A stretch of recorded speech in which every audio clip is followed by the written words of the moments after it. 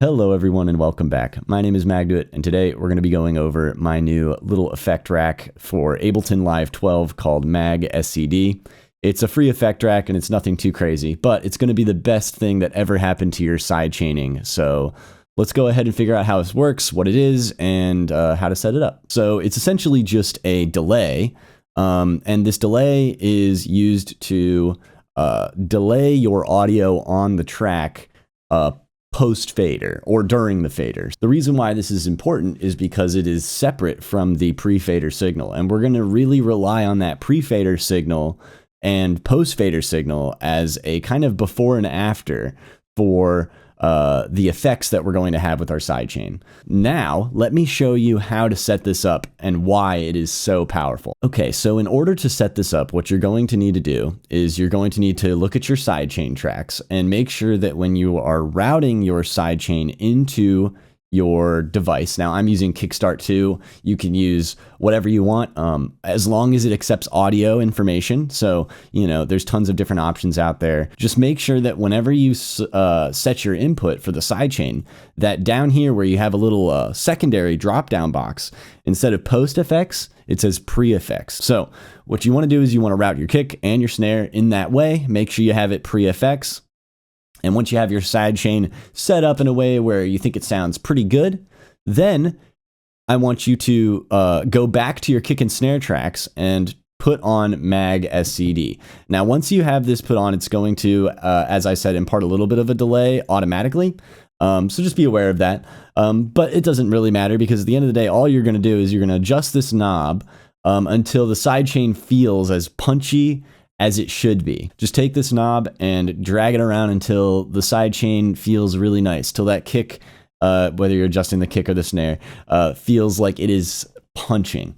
And I'm gonna actually show you what it sounds like, and then I'm gonna visually show you what it's doing, just to really help solidify in your mind why this is so good. Let's go ahead and set up these delays.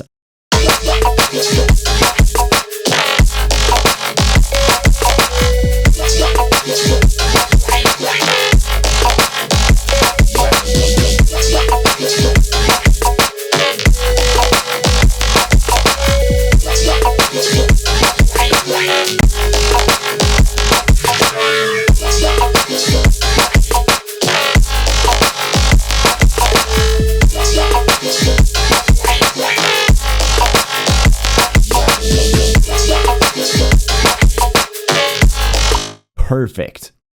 And I did some A-Bing there just so you can hear it. It's a very subtle feeling, but man, it just adds that extra little bit of punch. And I'm going to show you guys now visually what is happening. Why is this going on? Why are we getting this little bit of extra punch? And yeah, why is it so good? Okay, on screen here, I have two tracks. On top, I have our dry track, which I'll rename here. And on the bottom, we have the delayed track. And what I'd like you to look at here, as I zoom in, are the transients, okay? And how they relate to the end of a phrase of the previous information. So let's zoom in on this snare to start off, okay? So let's look at the first thing. This is the dry version, okay? Now in this dry version, we can see here, and actually I'm gonna make it even bigger so that it's undeniably visible.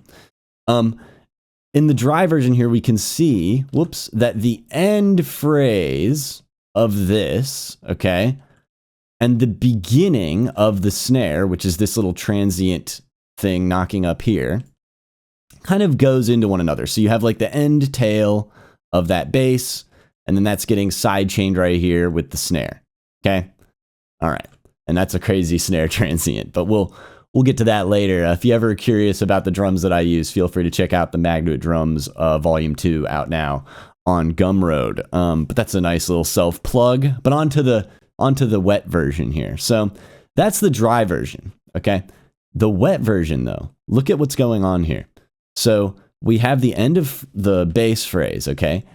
And what happens is then the sidechain triggers right here. And what's interesting is when that sidechain triggers, we have this period of time where we're actually reaching silence, pure silence, okay? Like it literally goes all the way to 0, all right? And then we have that snare transient and the beginning of that snare, okay? And what that means is that this feeling, this creates a feeling of very clean transient clarity.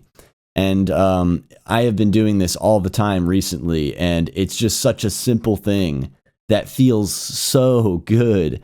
And, you know, a lot of the times the reason why I wouldn't do this is because setting it up was so unintuitive, and there was really not a way that I had figured out that, you know, enabled me to just kind of automatically set it up and kind of forget about it during the project. I was always worried about how the fact that the audio was kind of being delayed too much in general, and the sidechain was being delayed. Like, I couldn't figure out how to separate the two, right? So this whole pre-post fader thing, plus having the macro just already built into my templates, has been incredibly helpful. So I've just been using it all the time and wanted to give it to you guys and let you know that it really does make your tracks feel so much punchier. So yeah. Hopefully this helps you all on your journey to creating cooler, better music. Like I did say previously, the new drum pack is out, Magduit Drums Volume 2. So if you're curious about that, there will be a link to that in the description of this video and or in the Patreon post if you're looking there. And yeah, thank you guys so much for watching. I really appreciate all the support, and I look forward to sharing more in the future. Until next time, keep making music or else. Peace.